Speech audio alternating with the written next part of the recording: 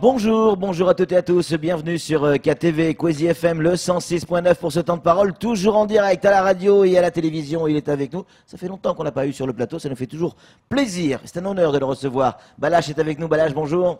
Bonjour Patrick. Balache et son légendaire sourire, qui a malgré tous les problèmes que Mayotte peut connaître aujourd'hui, qui garde le sourire. Balache, je disais tout à l'heure, un certain nombre de membres du collectif des citoyens mahorais dorment sur place, on le sait, on l'a dit. Vous avez dormi sur place cette nuit? Oui, tout à fait. Je n'ai pas Bien du dans le tout, micro, voilà.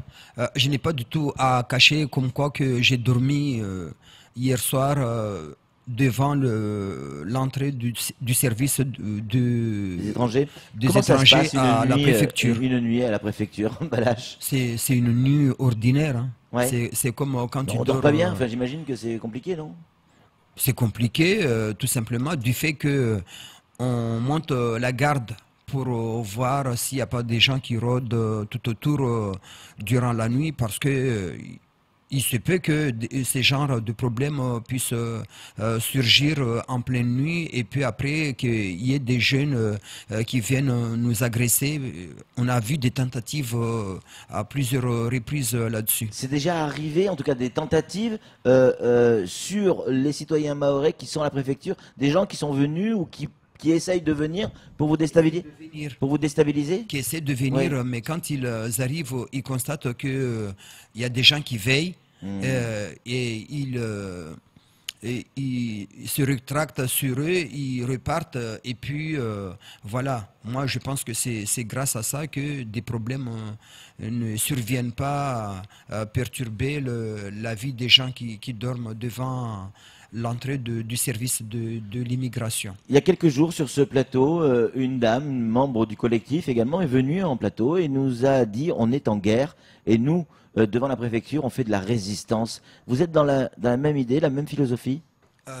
La question de la résistance, si nous voulons le traduire comme ça, oui, on peut dire que c'est de la résistance, Ouais. tout simplement parce que Mayotte étant une toute petite île, il ne faudrait pas du tout se voiler la face et imaginer qu'il pourra contenir toute la population du monde qui veut venir ici pour, soi-disant, avoir une meilleure vie. Ouais. Or, la vie, quand un individu vit sur un territoire, il a besoin de plusieurs facteurs qui puissent lui garantir cette meilleure vie. Si ces facteurs ne sont pas réunis, alors comment est-ce qu'il peut s'en sortir? Alors, ce qui se passe en ce moment à Mayotte, c'est un déséquilibre de la société.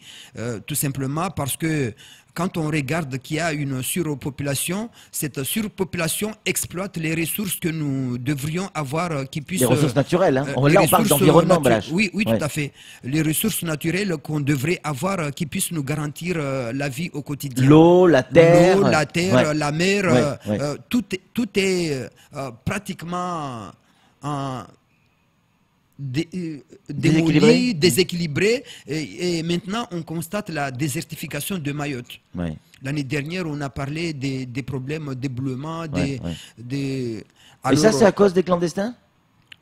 il y a un déséquilibre Oui. de la nature, Oui. du fait qu'il y a une surpopulation. Ouais, d'accord. Tant qu'il n'y aura pas un problème d'équilibre, on ne cherchera pas à mettre un équilibre sur le territoire pour que la population qui devrait habiter, qui devrait se retrouver ici, soit à peu près dans une situation à peu près juste, que la terre, que les 374 km² puissent contenir. Alors je pense que nous aurons un problème de catastrophe naturelle quelque part, de sécheresse, de tout ce que... On tire trop sur la corde, en clair. Voilà, Ouais. exactement. Balache, pour revenir sur le fond, on disait tout à l'heure prendre un peu de hauteur. Ok, vous bloquez la préfecture, on a bien compris. Pourquoi, comment, on a bien compris. Mais aujourd'hui, on a le sentiment que ni vous, ni le préfet, ni nous, ni qui que ce soit n'a la solution. La solution, elle est de l'autre côté, côté Azali. A priori, j'ai pu m'entretenir hier avec quelques-uns de mes collaborateurs, avec le secrétariat de Monsieur Le Drian, qui nous dit on fait tout, mais c'est pas nous, qu'est-ce qu'on peut faire d'autre? Et on a le sentiment qu'on se... alors, pardon, hein, mais qu'on se bloque, alors que la solution, elle n'est pas chez nous, elle est ailleurs. Moi, je ne crois pas, ne serait-ce qu'une fraction de seconde, Oui. comme quoi que la solution est entre les mains de Azali. Azali, moi, je ne le connais pas. Oui. Et je m'en fous de Azali. Mais ce que je connais, c'est le Quai d'Orsay. Et je sais qu'il y a une hypocrisie que le Quai d'Orsay utilise derrière le président comorien, comme quoi que c'est lui qui ne veut pas, c'est lui, mais ils utilisent une grande mensonge pour pouvoir préserver certains intérêts. Vous Ils ont croyez des que tout ça, intérêts c'est à orchestré, préserver. le non-retour? Oui, tout à C'est fait, tout à orchestré, fait. y compris par la France? Tout à fait, même par la France, Ah, moi je vous êtes sûr n'hésite de pas ça? à le dire. Je suis sûr et certain qu'il y a une question d'intérêt qui cherche à préserver là-dedans. Et c'est pour cette raison qu'ils maintiennent cette situation qui risque de se passer ou de se transformer en une guerre civile. Je ne sais pas d'ici combien de temps exactement, mais Ça je couvre. suis sûr et certain que, bien sûr, Ouais. Vous parlez de guerre civile, vous employez des mots qui font peur, qui donnent des frissons. excuse-moi, mais je ne pense pas que je suis la première personne C'est vrai, qui c'est vient vrai. C'est vrai. d'évoquer cette situation. Mais de plus Mais en ça fait plus, quand même des frissons. quand on constate qu'il y a 3 personnes qui ont été sauvagement assassinées et d'autres agressées et qui vont garder des séquelles durant toute leur vie, alors c'est quoi ce qui reste? Il y a de la patience de la part de la population mahoraise, mais un jour, c'est quoi ce qui nous garantit que ces gens-là ne vont pas riposter? Et s'ils ripostent, c'est quoi ce qui va se passer? Regardez-moi ces images que vous nous montrez tout autour là. Ouais. C'est l'exaspération de la population. Alors, je ne pense pas que même si aujourd'hui ces gens-là ne viennent pas avec nous à la préfecture, qu'il y a un changement d'état d'esprit dans leur tête. Je ne crois pas à ça. Tout le monde est exaspéré aujourd'hui. Même le préfet, il ne sait pas c'est quoi ce qu'il fait là comme mission. Parce que il y a de l'hypocrisie qui sont en train de jouer et ils savent que cette hypocrisie, ils ne peuvent pas le maintenir durant indéfiniment, mais ça va se retourner contre eux, ça c'est sûr et certain. Alors, il y a, sans vouloir jeter de l'huile sur le feu, mais c'est sorti dans Le Monde, 20 minutes, il y a une dépêche AFP, dans Le Parisien, également dans Mediapart, la CIMAD qui monte au créneau avec un certain nombre d'enseignants qui se retrouvent en situation irrégulière parce qu'ils n'ont pas accès aux services étrangers, des médecins qui se retrouvent en situation irrégulière, pareil, parce qu'ils n'ont pas accès aux services étrangers, les étudiants étrangers qui se retrouvent dans une situation compliquée également, ils ont envisagé de manifester, une manifestation qui pourrait prendre des allures de contre-manifestation. De suite, du côté du collectif, ça a réagi très vite hier en appelant la population à venir vous soutenir. Seulement voilà, ce n'était qu'une rumeur. Personne n'est venu.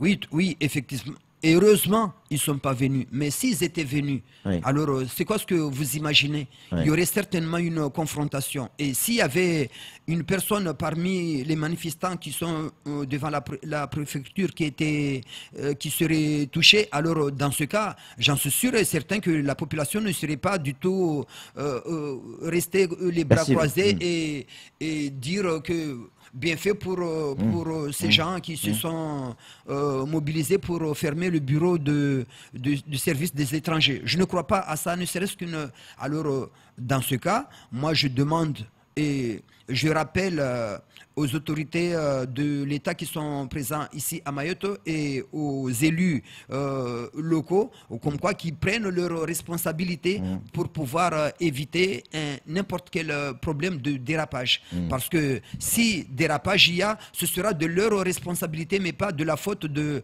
ces gens qui sont devant la préfecture, qui demandent rien que pour avoir une petite équilibre sur ce territoire qui puisse nous garantir de bonnes conditions de vie. Regardons maintenant par rapport à ce qu'on était en train de discuter sur les aides qui nous sont octroyées actuellement. Mais ces aides, ils vont nous servir à quoi? Pour construire les écoles. Est-ce qu'on pourra finir de construire des écoles à Mayotte une fois? Nous, ce que nous avons besoin ici, c'est quoi? Pour développer le port, l'aéroport, et les réseaux routiers. C'est ça ce que Mayotte a besoin. Mais pas de venir nous raconter comme quoi que nous Pour vous, il n'y a pas besoin d'école? Mais les écoles, il y en a suffisamment. Ouais. Il y en a suffisamment. Mais tout simplement, tous les jours, nous avons des inscriptions qui se passent, qui n'étaient pas du tout comptabilisées. Et jusqu'à quand Mayotte pourra supporter cette situation comme ça? Samuel Bocher, le rédacteur en chef de France Mayotte Matin. Une question à vous poser, Balache. C'est à la une de France Mayotte aujourd'hui. Mardi, l'ambassade de France à Moroni a relancé la délivrance de visas à l'intention des étudiants comoriens voulant étudier en France. Qu'est-ce qui va se passer? Ce qui va se passer, c'est quoi? Ils ont bien dit que c'est des étudiants comoriens. Et l'existence de l'ambassade de France aux Comores, il sert à quoi? Dites-moi. À délivrer des visas normalement ou alors à ne pas les délivrer? Si ce sont eux qui doivent délivrer ces visas à ces jeunes, alors qu'ils les fassent. Mais s'ils attendent à ce qu'on ouvre le service des étrangers pour la régularisation de la situation, je ne pense pas que cela se fera d'ici demain. Je ne pense pas. Balache, est-ce que vous croyez sincèrement que la solution est à portée de main? Est-ce que vous croyez sincèrement que là, on est à quelques jours, allez, quelques semaines d'une mise en place d'une solution? Au fond de vous, est-ce que vous y croyez ou vous y croyez pas? Ah, moi je pense qu'il est de l'intérêt de tout un chacun de faire en sorte pour pouvoir débloquer cette situation. Parce que si la situation n'est pas débloquée, alors la situation de crise, il risque de perdurer et puis... dégénérer? Eh bien, écoute, moi je n'ai pas besoin d'avoir une langue de bois, hein. Mais oui, je sais bien. Mais c'est la vérité. Donc la solution, Balache, c'est la reprise immédiate des reconduites à la frontière et déjà, ça va se calmer un petit peu. Et surtout les opérations de reconduite et les opérations d'occupation illégale et ainsi de suite, de lutte contre l'immigration clandestine sur tout l'ensemble du territoire pour rassurer la population et le collectif. C'est bien ça? Tout à fait. Moi je voudrais dire un mot de la part des politiques comoriens. C'est des gens peu scrupuleux qui n'ont pas du tout de respect envers leurs citoyens. Et peu importe ce qui peut leur arriver de partout dans le monde, ils ne se bougent pas du tout ou très peu. Alors, comment est-ce qu'on peut considérer des gens comme ça? Un État où les membres d'un gouvernement ils sont mis en place pour que s'il y a un problème qui surgisse sur un territoire donné, qu'ils puissent faire en sorte pour pouvoir apporter ce dont la population a besoin. Mais si c'est des gens qui sont là rien que pour pouvoir servir leurs propres intérêts, alors à quoi bon? Mais là, vous stigmatisez les Comoriens, Balache, parce que en termes d'immigration, il n'y a pas que les Comoriens. On l'a dit. Non, mais là aujourd'hui, la base où cette situation de crise puise sa source à quel endroit? Aux Comores. Alors, moi, si je dis ça, mais la plupart du temps, c'est des ressortissants comoriens qui viennent à Mayotte. Ce n'est pas que nous avons la haine, nous avons, non, pas du tout ça, mais nous, tout ce que nous demandons également, la population mahoraise autochtone natif de cette île, demande tout simplement d'avoir la possibilité de vivre avec la tranquillité sur leur territoire également. Mais s'ils n'ont pas cette possibilité, alors où est-ce qu'ils pourraient aller dans ce monde et avoir la possibilité de vivre avec nous? Merci beaucoup, Balache, d'être venu sur ce plateau, d'avoir répondu à nos questions sans langue de bois, c'est vrai, vous l'avez dit, et on y est habitué avec vous. C'est aussi pour ça qu'on aime vous recevoir en plateau. C'est Merci. tout pour ce temps de parole. Tout de suite, la suite de nos programmes.